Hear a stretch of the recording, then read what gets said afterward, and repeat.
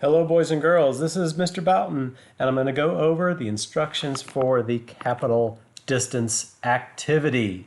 Before you do this activity, however, make sure you do a couple things. First, you must know how to write the absolute value equations that are used to determine the distance between 2 points.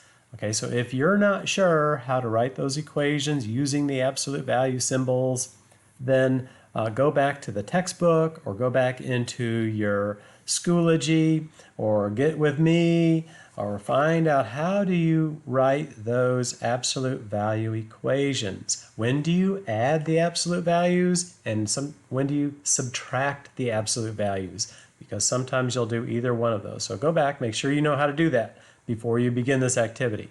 Secondly, make sure you watch the introduction video. That video will go over some very important concepts that will help you in this.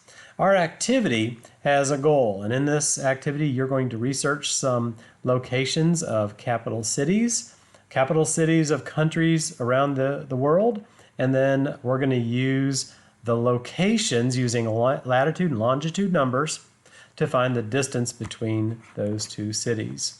And I'm going to walk you through an example that shows you exactly what to do so you know where to go and what to do, and hopefully most of your questions will be answered.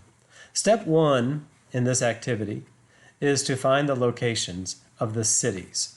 I'm going to give you pairs of cities. So in number 1, we can take a look at number 1 right here. Washington, D.C., that's USA, and Beijing, China. How far is it from one to the other? So you're going to want to follow these steps with these two cities.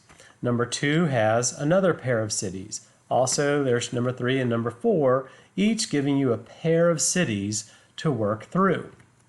So you want to first find the latitude and longitude numbers of those cities. And there's a couple of options that you can use. Number 1, you can go to this website right here. You can just click on that link and I'll show you what it looks like here. It looks like this. It just kind of gives you the answers right there. There's the latitude, there's the longitude, and here are all the countries and the capital of those countries right there. So you can get the information right there. However, if you are more adventurous than that, and I would suggest it's kind of fun, at least do a couple of these using Google Earth. And Google Earth is a pretty cool website right here. It's free. You can download it and play around on it.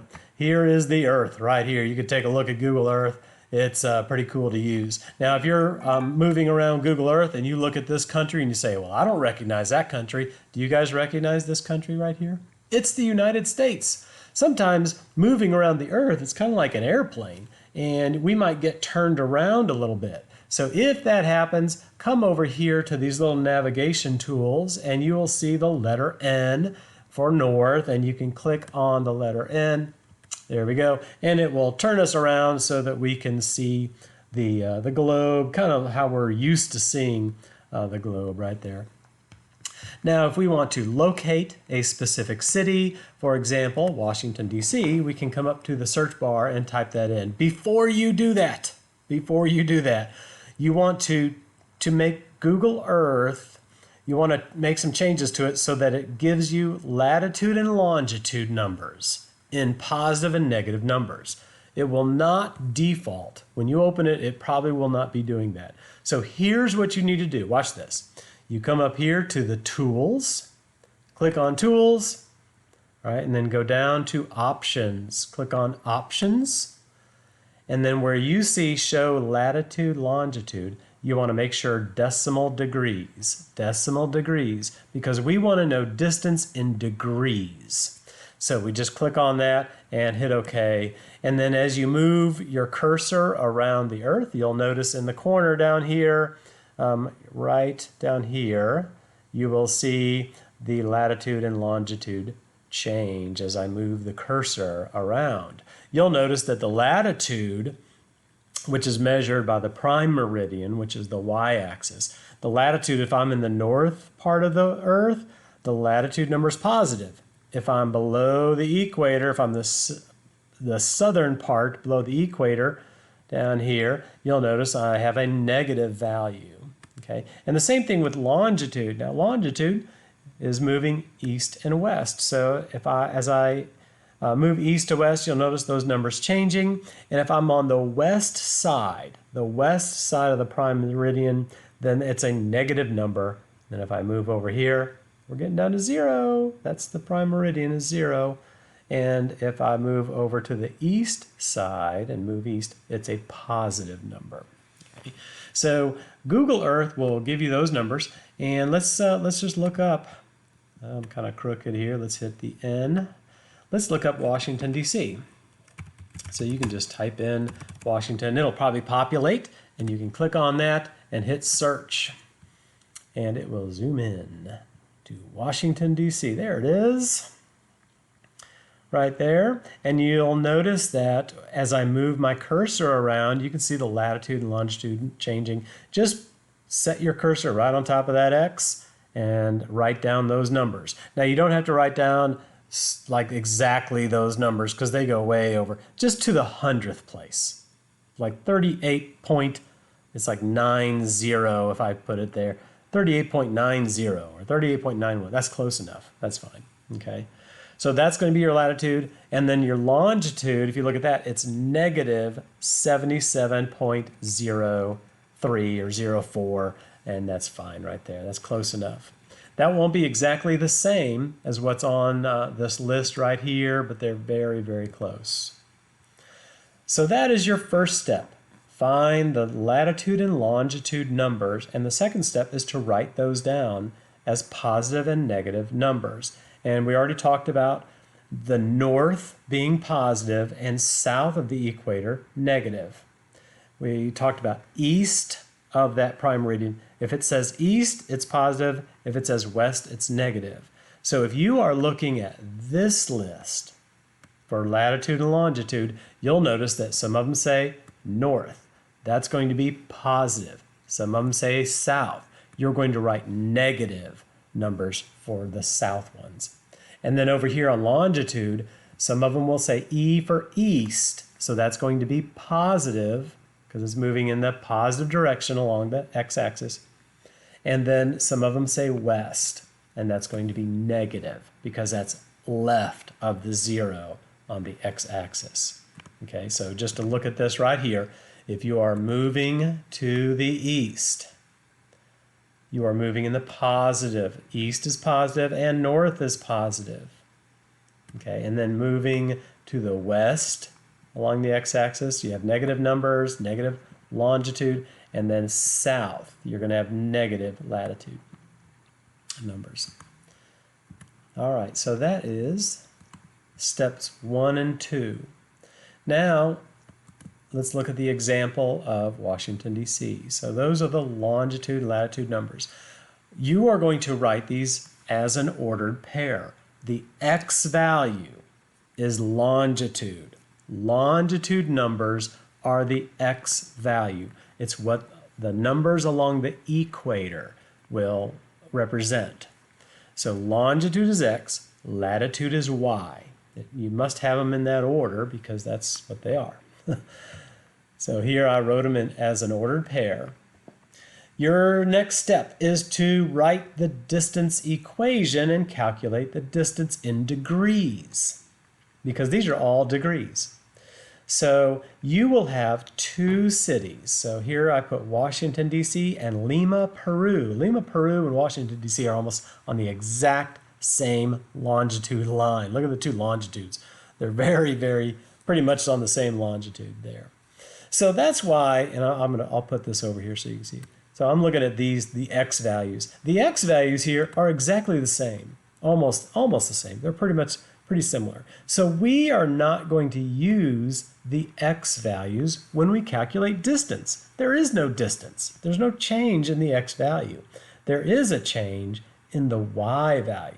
The latitude lines are what's different. So we want to use these 2 numbers in writing our absolute value distance equation. And so we have the absolute value of 39.92, and we have the absolute value of negative 12. And because they are different, they're on opposite sides of the equator, or which is the x-axis, we would add these 2 numbers together.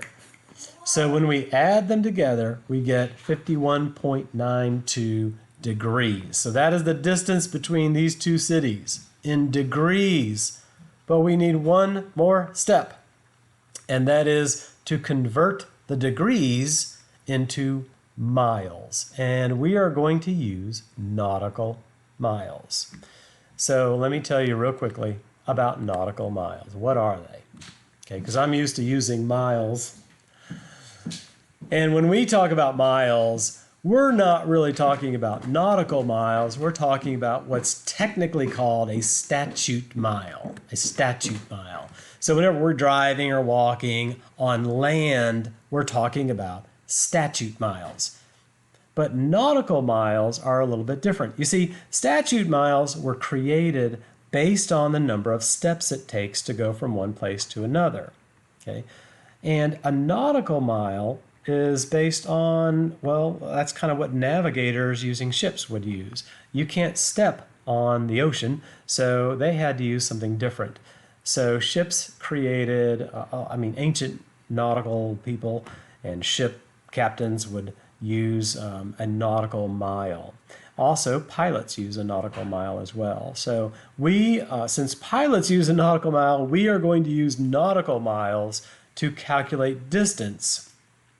If you were to fly from one place to another, you would want to use an airplane, right? So that would be the most sensible thing to use, is to use nautical miles. So let's take a look at what we would do here. Where we go. So to change degrees, remember degrees are a distance. It's from 1 degree to another is 60 nautical miles. So we would multiply by 60, and that would tell us how many nautical miles. So Washington, D.C. to Lima, Peru, I got this answer, 3,115.2 nautical miles. And you will do that same thing to these two cities. I've already done Washington, D.C. here. You will put down Beijing, China, write your distance equation and the answer in degrees, and then do a little bit of math and write down, just kind of click on this and type in how many nautical miles you've got for that.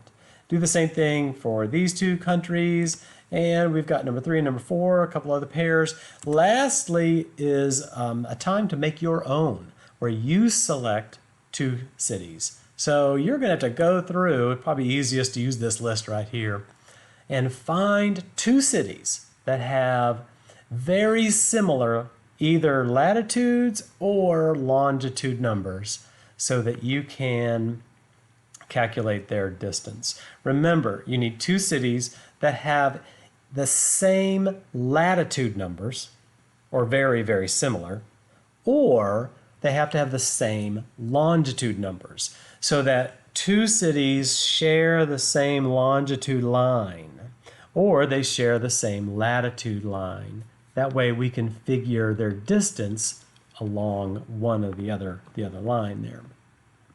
That is your task. And I've got a minute. I'm going to check this. Let's go to Google. Let's just be adventurous a little bit here. Let's go to, there's Washington, D.C. Let's check our answers, which you can do on Google Earth. Let's go to Lima, Peru.